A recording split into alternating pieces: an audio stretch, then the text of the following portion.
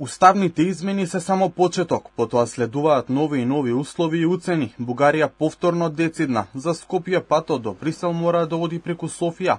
Шефот на дипломатијата Георг Георгиев вели дека работите биле кристално јасни. Много е важно тук да се знае, че промяната на Конституцията и вписването на българите като държавотворен народ не е единственото условие. Ние няма нито да променим нещо в мнението си, нито пък има нещо, което да оборва така наречения европейски консенсус, който беше постигнат през 2022 година. Министерот за надворешни работи на Бугарија во гостување на тамошна телевизија објасни дека откако претходната влада на Македонија го прифатила францускиот предлог, сега Европската унија е таа која стои зад консенсусот и зад бугарските барања. Първо не са българите, а е Брюксел. Целият Европейски съюз стои зад този консенсус. Това е много важно, условие, което трябва да се напомня непрекъснато.